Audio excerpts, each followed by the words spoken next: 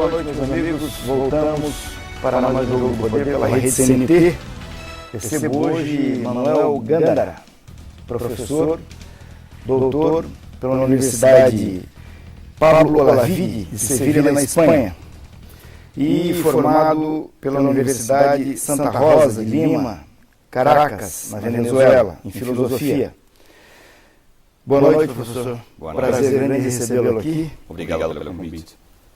Professor, você esteve em Curitiba fazendo dando um curso sobre direitos humanos, vai dar esse mesmo curso em Florianópolis e também vai passar um período aí de férias trabalhando no Rio de Janeiro. Nós aqui no Brasil não somos cariocas, quando vamos fazer algum trabalho no Rio de Janeiro, é um trabalho, mas não é tanto trabalho assim. O Rio de Janeiro é um lugar belíssimo no Brasil. Bom, e na verdade você ficou um tempo na Espanha e está retornando para a Venezuela. Isso.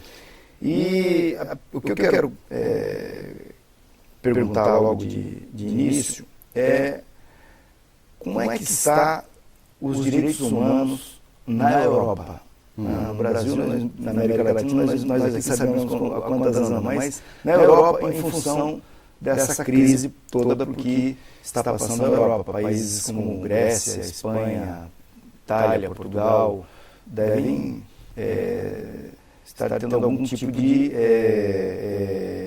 repercussão nessa área de direitos humanos. Como anda isso nesse momento? Bom, eu quero agradecer o convite para participar hoje cá. Efetivamente, eu fiz o meu doutoramento de Direitos Humanos na Universidade de Pablo Olavide, na Sevilha, em Espanha. E por isso eu fiquei 5 anos na Europa, até há 15 dias que eu saí de lá. Eu estou agora no Brasil, pelo convite da Unibrasil, para dar um curso de Direitos Humanos. E da Escola da Magistratura. E da Escola da Magistratura também, os dois. Vou para Florianópolis, vou para o Rio como mesmo, para dar aulas. No caso de Florianópolis, qual a universidade? Universidade de Santa Catarina. Santa Catarina, no Rio. Com a Universidade Federal do Rio de Janeiro. Sim. Então, nesses 5 anos, a minha percepção sobre a situação da Europa, no contexto de o que eu vivi nesses 5 anos, não sou um experto na situação europeia, mas foi óbvio. Eu cheguei à Europa em 2009, o ano seguinte do início da crise. Os primeiros tempos ainda não se veia muito claro quais iam ser os efeitos da crise, mas agora é muito óbvio os retrocessos nos direitos sociais. Isso é pela crise ou é pelo uso da crise por a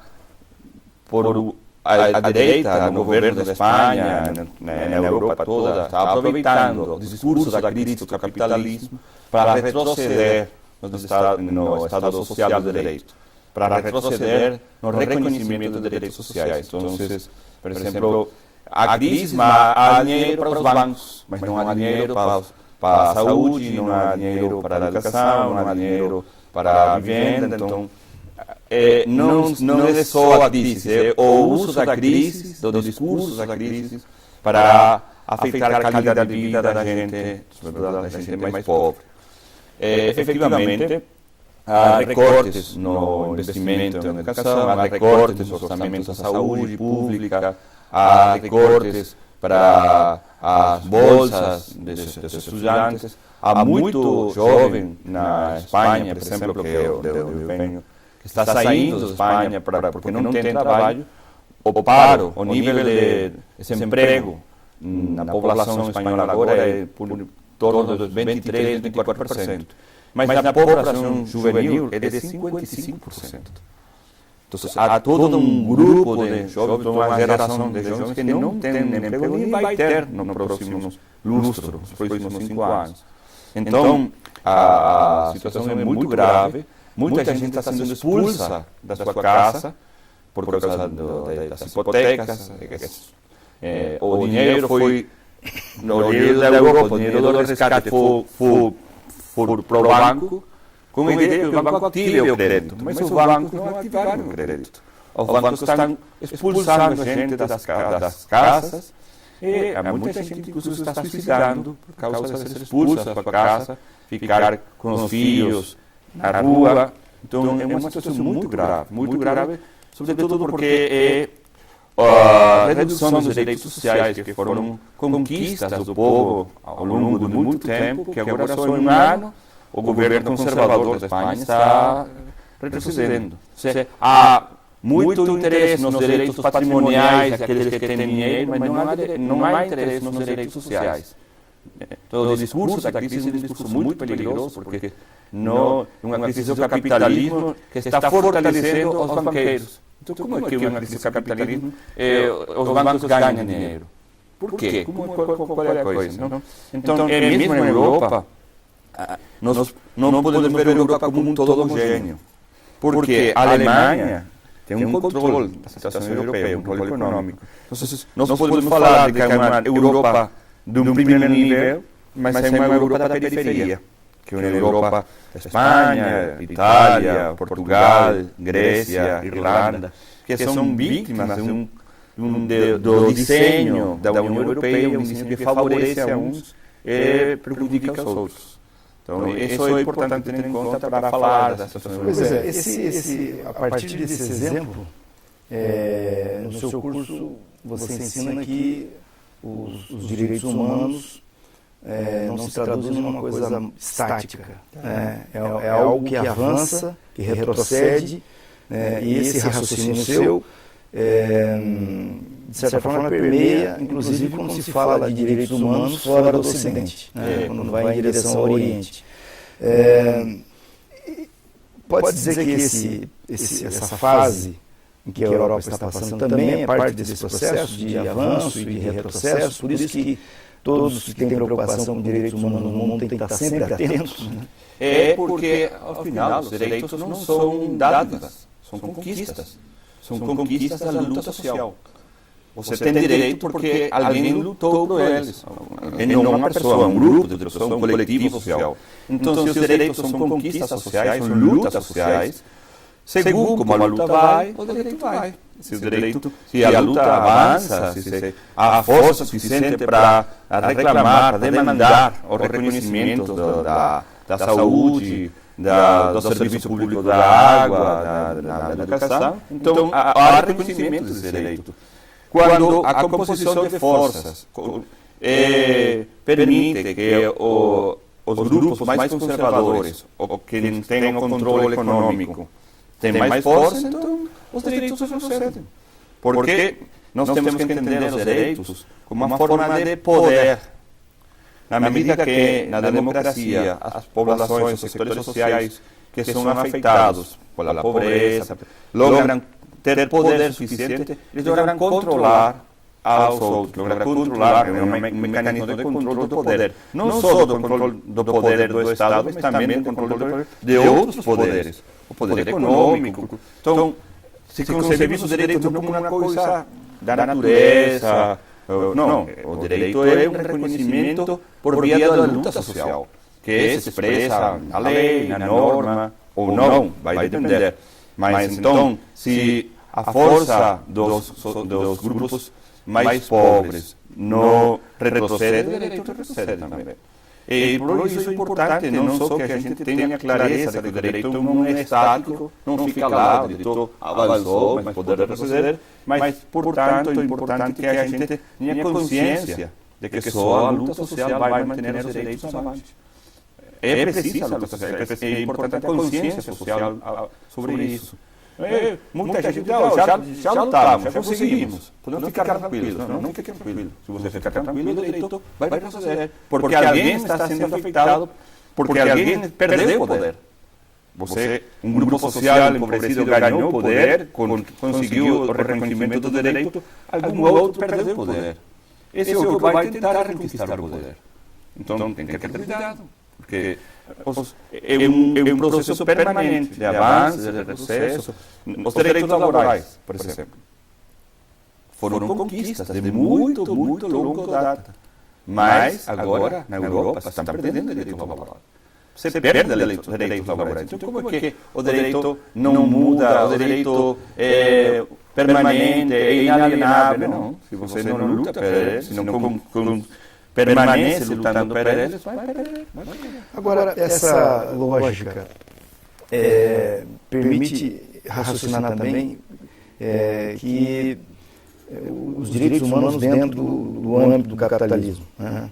Sobretudo porque nós temos uma tendência de achar que se postula direitos humanos em relação ao Estado. Né? E, na verdade, existe um outro poder, que é o mercado, que há uma espécie de senso comum de que o mercado não tem nada a ver com isso. Os direitos humanos é um assunto do Estado. Como é que, durante o seu curso, se trabalha essa ideia? O discurso tradicional dos direitos humanos foi elaborado a partir das lutas dos burgueses, dos burgueses de outros setores também, dos camponeses, mas foi elaborado pelos burgueses. A construção do discurso. A luta foi de todos. Isso começou há muito tempo atrás, na Revolução Francesa. Professor, eu queria só interromper para a gente ir para o intervalo e voltar em seguida para a sequência desse bate-papo. Eu volto daqui a pouquinho com o Algandara.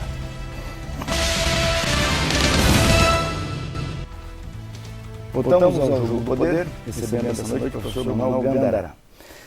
Bom, falamos aqui dos direitos humanos no capitalismo, né? E essa noção de que as pessoas têm e que quem tem que prover direitos humanos é o Estado, que o mercado não tem nada a ver com isso. Pois é.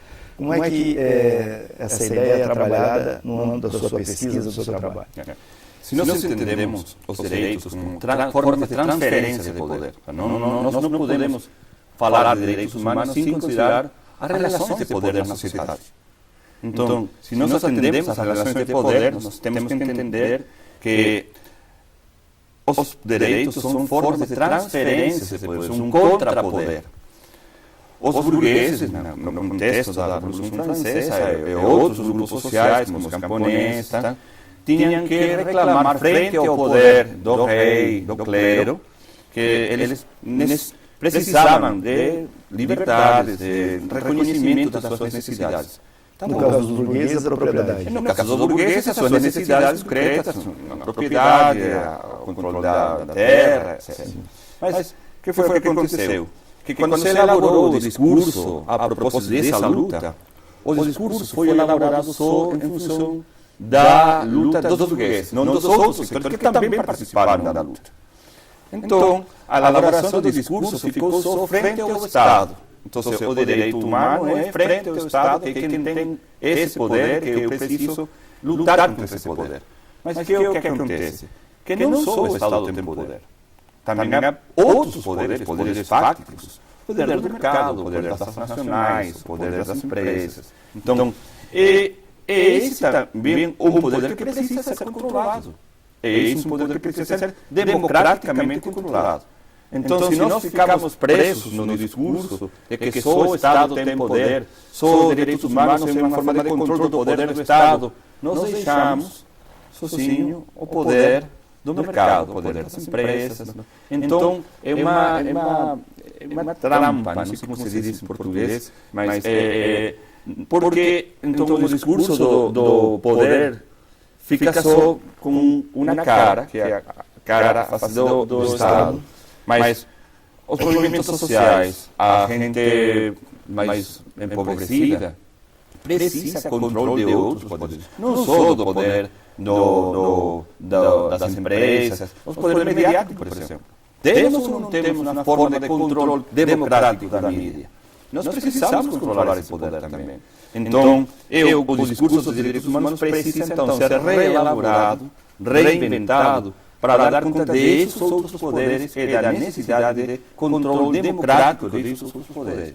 Por isso, no contexto do capitalismo, na situação do capitalismo, é importante ver os diferentes poderes, porque, afinal, o que se intenta é que todo mundo tenha a possibilidade de construir o seu projeto de vida, individual, coletivamente, e para isso precisa disposições, necessita a possibilidade disso. E como eu faço isso? Eu preciso um equilíbrio de poder, porque as sociedades todas as sociedades, têm contradições, têm conflitos, porque há assimetrias de poder. Há quem tem mais poder, a forma de poder, e quem tem menos, há relações conflitivas.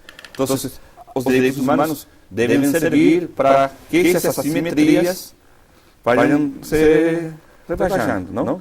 de tal forma que ninguém seja submetido a um poder externo que evite que possa construir o seu projeto vital, as suas necessidades materiais, mas também necessidades simbólicas. Nós não só necessitamos de coisas materiais, nós também precisamos de elementos de caráter simbólico para ter uma vida feliz, que afinal é o que todo mundo quer. Bom, essa noção que, pelo menos no mundo ocidental, hoje todo capitalista, tem que o ser humano é um ser individualista, egoísta, empreendedor,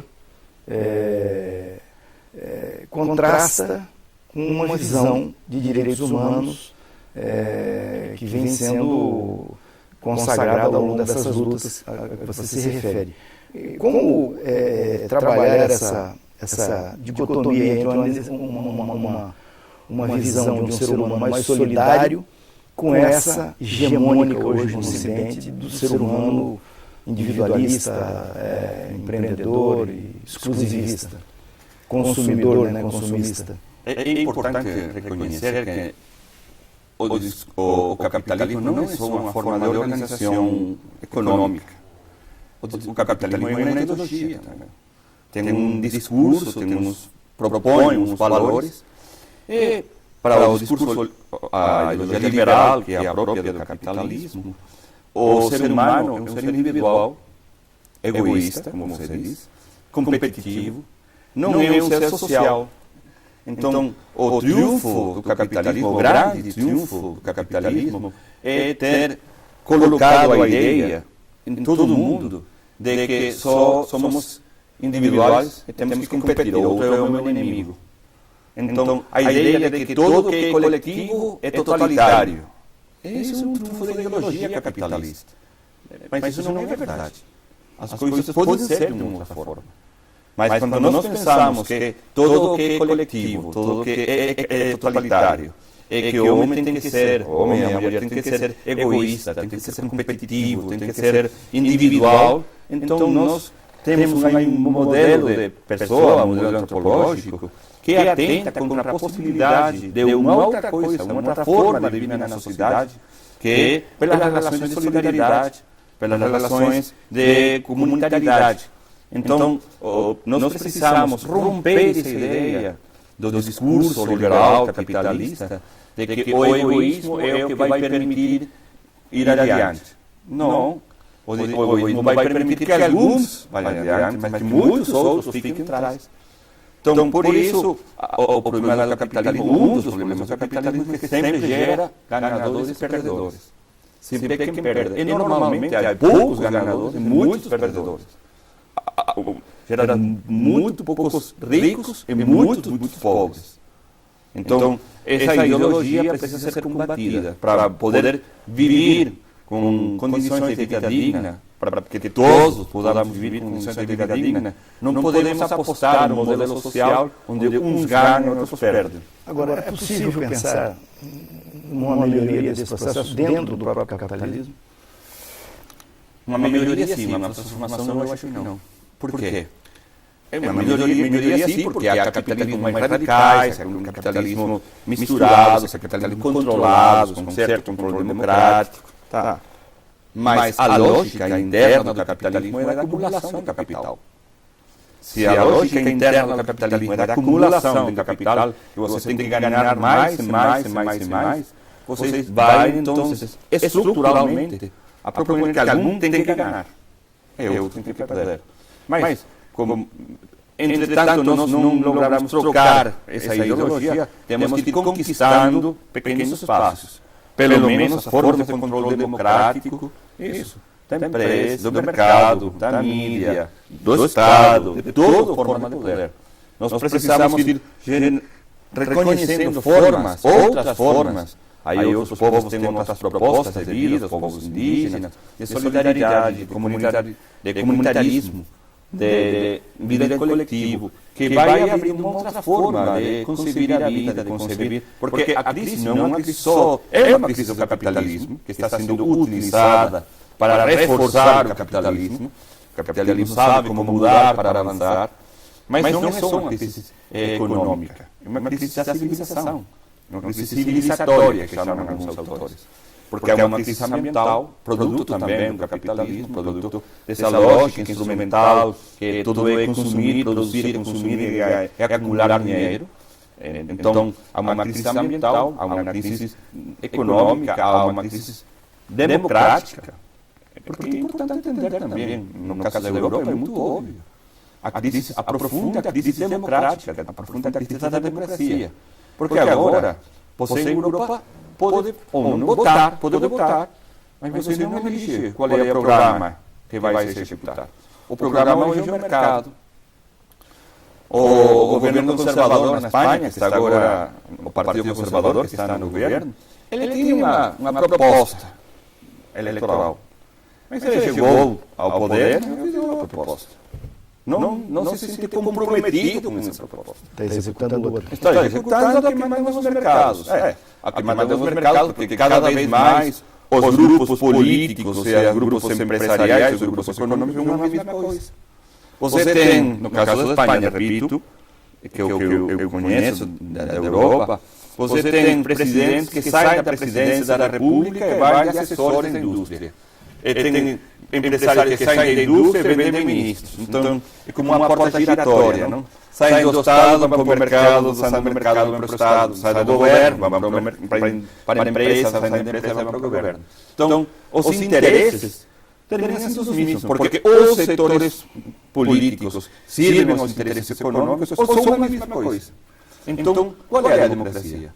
É o povo quem tem a legitimidade realmente, é o povo quem está mandando, é o governo do povo, pelo povo para o povo, ou outra coisa. O povo só vota cada 4 anos, cada 5 anos, mas depois não tem nada a ver com o que acontece. Essa é uma situação, é uma crise ambiental, uma crise econômica, uma crise política, uma crise da democracia. Ok, vamos a mais um intervalo, voltamos em seguida com o professor Dr. Manuel Gandara.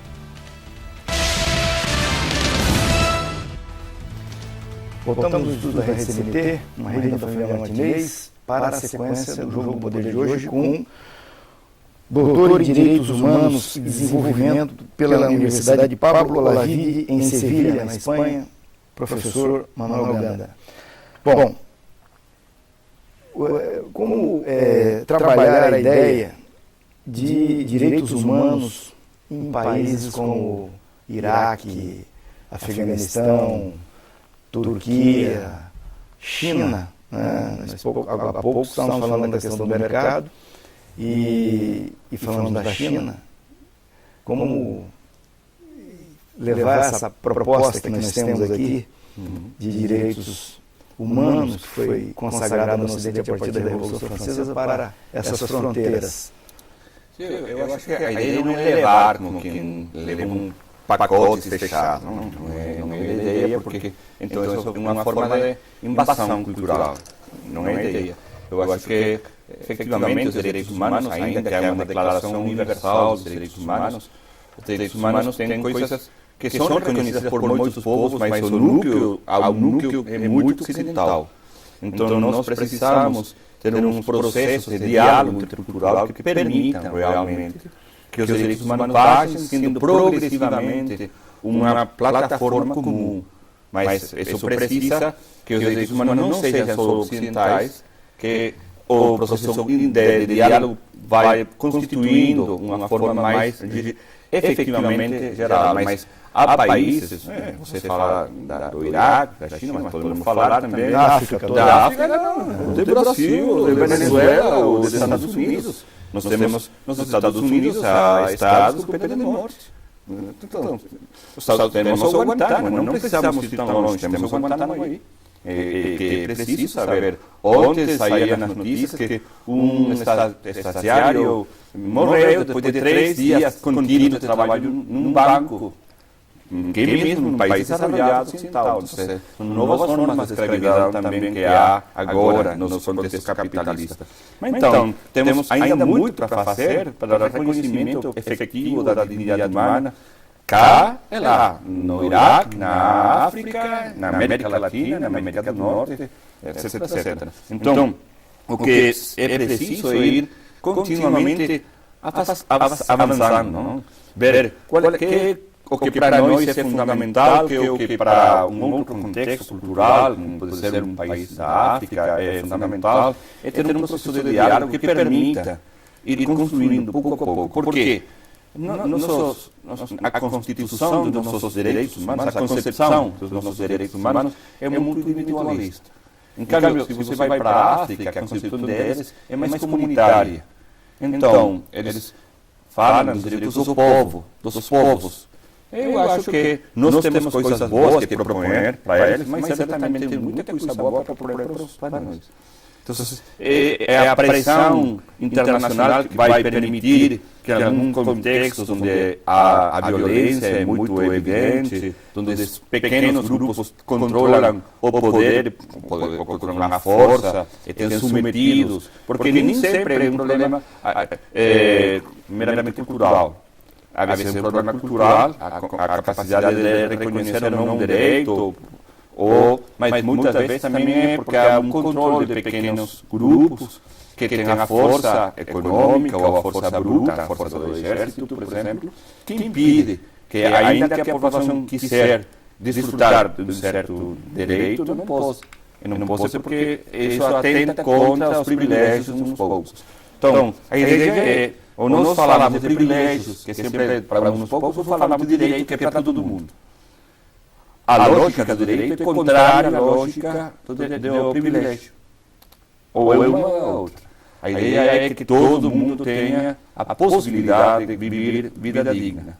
Há condições materiais, condições simbólicas para viver vida digna. Mas isso só é possível se os privilégios de uns poucos, que têm um poder econômico, que têm um poder político, que têm um poder das armas, vão baixando. Mas isso não vai baixar por iniciativa própria deles. Ninguém regala direitos. Os direitos se conquistam. Os direitos são produtos das lutas sociais. Os direitos são conquistas por acumulação do poder do povo, poder popular. Então, nesses países, onde agora é um problema muito grave, porque pode os Estados Unidos decidir para Afeganistão, para Iraque, como que tem que ser os direitos humanos, quando, em boa medida, o problema agora tem que ver com a situação da presença de militares em alguns desses países? Então é uma contradição também. Você fala de democracia, mas quando esse povo elige democraticamente um grupo que os Estados Unidos ou a Europa não convence, então já a democracia não tanto. Vamos ver agora como temos controle dessa região, porque os interesses geopolíticos, os interesses econômicos, muitas vezes vão por diante da democracia, dos direitos humanos. Então, precisamos ter uma capacidade de análise crítica dos contextos de cada contexto, porque não é o mesmo contexto. Mesmo na Primavera Árabe, não é o mesmo contexto na Síria, no Egito, no Túnez, não. Curiosamente, queríamos eleições no Egito, mas se o produto das eleições não é bom para os interesses de certos países, então agora temos que cambiar as coisas. Então, há que ter cuidado. Preocupa muito a situação de alguns ditadores, mas não preocupa outros. Por quê? Porque esses outros ditadores concordam com os nossos interesses. Talvez o mais emblemático seja a situação da China mesmo. O Chile, o Marrocos, por exemplo. Os países do mundo inteiro mantêm excelentes relações comerciais. Porque é um poder econômico. E é um regime de uma ditadura. Por exemplo, esse é um caso óbvio, e um outro caso são Marrocos. Marrocos é uma ditadura. Mas por que a Europa não tem problema, não tem muito problema com Marrocos? Porque Marrocos se compromete a controlar as migrações da África para que não cheguem à Espanha, não cheguem na França, não passem na Europa.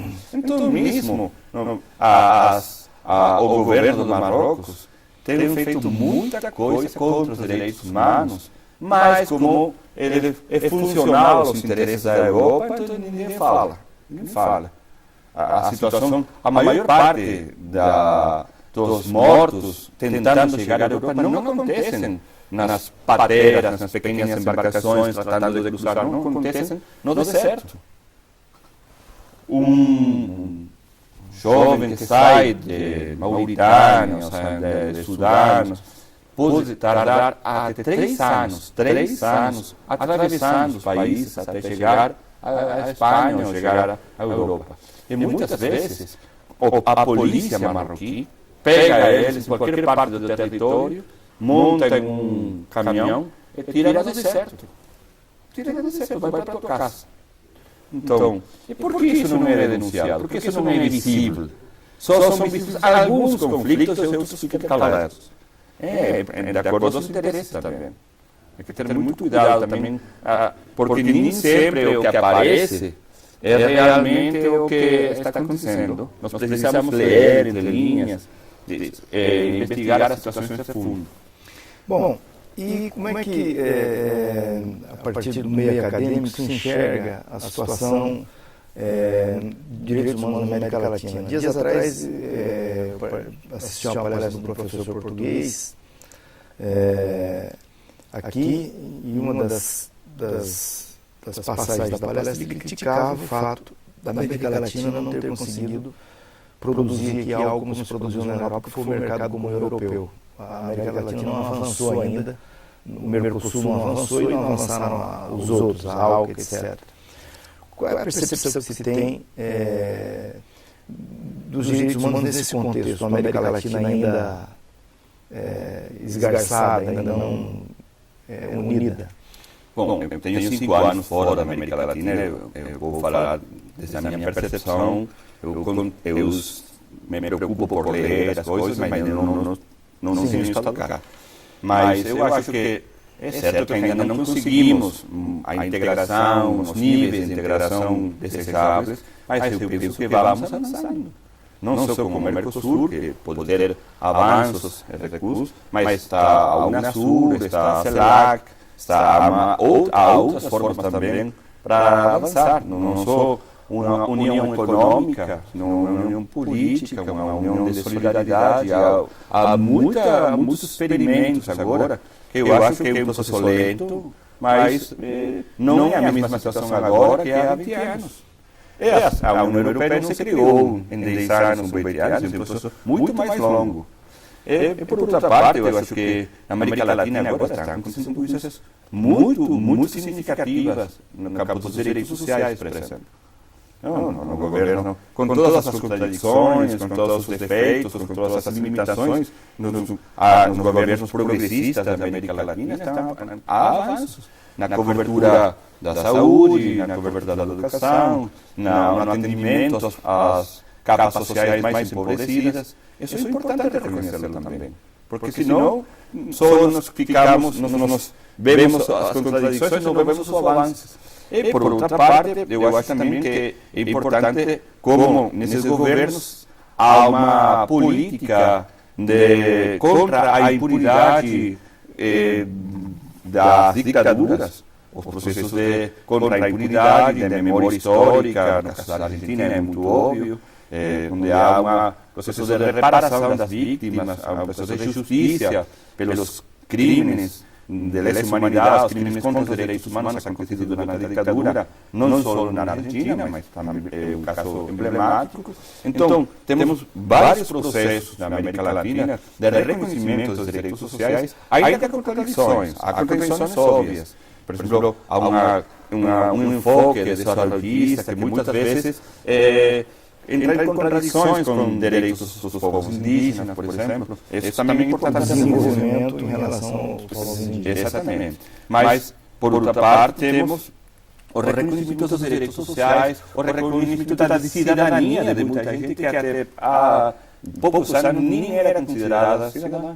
Então, o caso da Bolívia, onde temos um processo importante de reconhecimento, de empoderamento dos povos indígenas, o reconhecimento, por exemplo, da plurinacionalidade, da pluriculturalidade. Isso é importante também visibilizar. Então, é certo que ainda há muito para fazer na integração latino-americana. É certo. Mas também é preciso ver que há avanços, não só, repito, pelo Mercosul, também pela CELAC, pela Unasur, de uma política de integração. Mas é importante Porque o modelo europeu é um modelo que tem muita publicidade, mas nem é a melhor forma de integração. Eu queria explorar isso, eu queria voltar para o próximo bloco falando de que lições a América Latina tem que tirar da Europa na elaboração do seu mercado. Vamos a mais um intervalo e voltamos em seguida, professor Dr. Manuel Gândara. Voltamos ao estudo da RCNT, para a sequência do bate-papo com o Dr. Manuel Gândara, hoje no Jogo do Poder. Bom, vamos lá. Nós ainda estamos dando os primeiros passos para a formação do mercado comum, que seria o mercado comum latino-americano. A pergunta é, que lições nós latino-americanos podemos tirar do processo europeu para não cometer o mesmo erro aqui? Podemos começar integrando, como eles começaram, pela economia?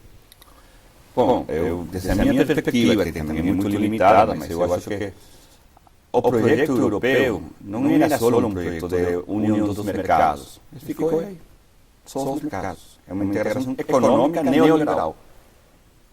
Agora, os povos da Europa estão identificando os erros, só integramos os mercados em uma perspectiva neoliberal.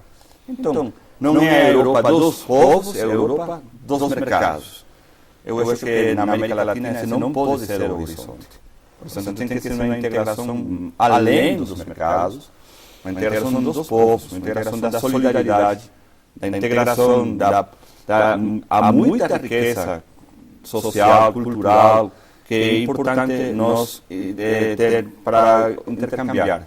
Então, uma Europa agora que se reconhece como um centro forte da economia na Alemanha, na França, é uma Europa da periferia, que tem uma relação quase colonial, não é a mesma figura, mas dá para entender. Nós não podemos repetir isso. Uma Europa que deixou alguns países só para serviços, ou para turismo, mas que concentrou a indústria em dois, três países, Alemanha e França. É que agora a Alemanha está controlando a situação contra... Não é a Alemanha, não é o povo alemão, são os bancos alemães, que controlam o Banco Central Europeu, que controla a economia da zona. O Banco Central Europeu é o FMI. O FMI na Europa está, não exatamente igual, mas está repetindo as fórmulas que provou na América Latina nos anos 60, 70, que não deram resultado na América Latina, e que agora repitem na Europa, com os mesmos produtos de empobrecimento da população, etc, etc. Então, nós na América Latina não podemos repetir esse processo de uma integração da economia com uma perspectiva neoliberal que dá o controle aos mercados em conta dos direitos do povo.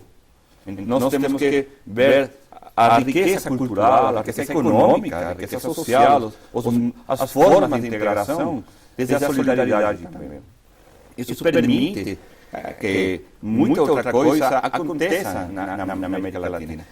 Na experiência da Europa, há experiências interessantes de intercâmbio cultural, isso é muito importante de reconhecer, mas o centro do modelo de integração europeia ficou atrapalhado, ficou preso da lógica da integração dos mercados.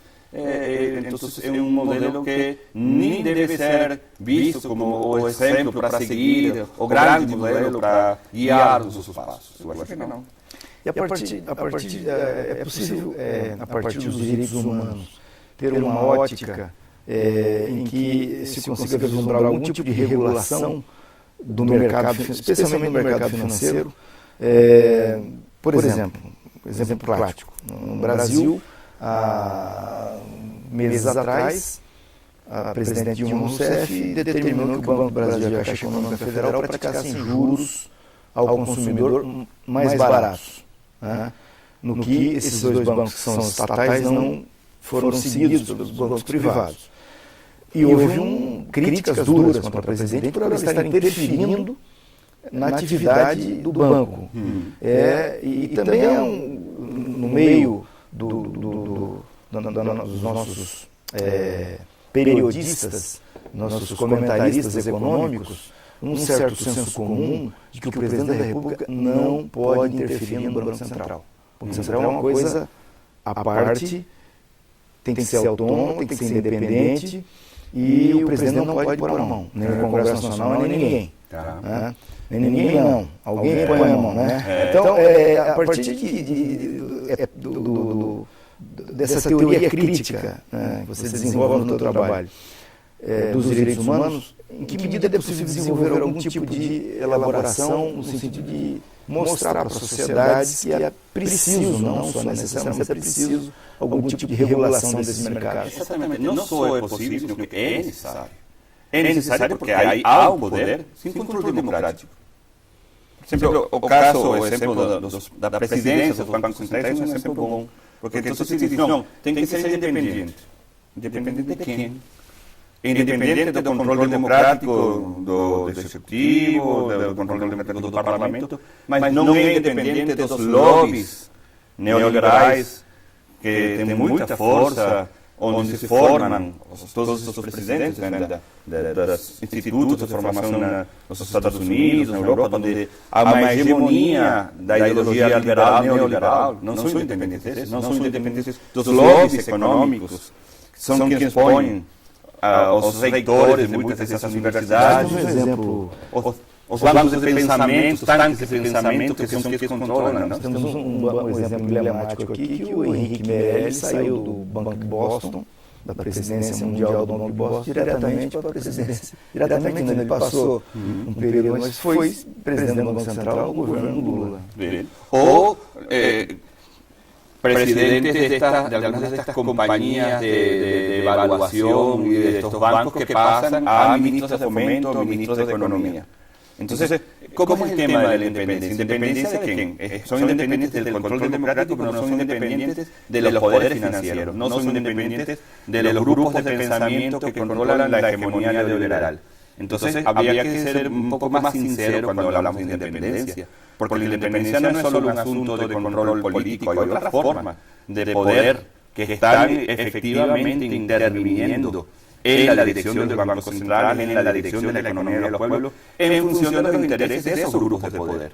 Entonces, yo creo que si queremos realmente apostarle no solo a la construcción de condiciones de vida digna para todos y todas, sino incluso a la propia sobrevivencia de la vida, a la que pueda ser, haya condiciones para la producción y la reproducción de la vida, porque también el neoliberalismo, el capitalismo está demostrando que tienen unos efectos sobre las propias condiciones vitales a través del efecto, el impacto ecológico que está teniendo, que está poniendo en riesgo seriamente la posibilidad de reproducción de la vida. Nosotros necesitamos controlar el poder del mercado. Nosotros necesitamos, y eso lo podemos, una de las formas de hacerlo, yo creo que el instrumento fundamental para ese control es el control democrático a través del Estado, que es donde pueden estar representadas los distintos grupos de pensamiento, las distintas tendencias de pensamiento. Entonces necesitamos que superemos ese discurso tramposo, ir além de ese discurso que engaña, que dice no,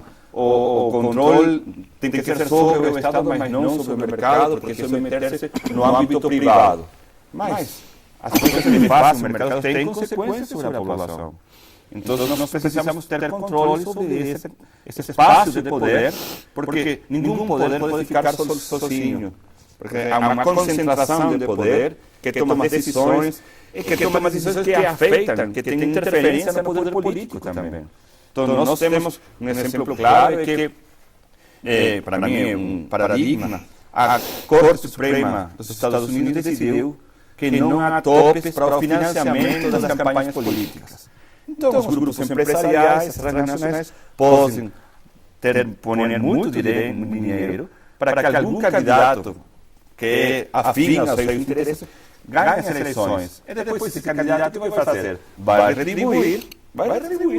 Então, nós precisamos ter controle sobre o Estado, mas precisamos também ter controle sobre o mercado. É o próprio Estado que é a forma democrática para fazer esse controle. Ok. Professor, obrigado. Prazer imenso recebê-lo aqui.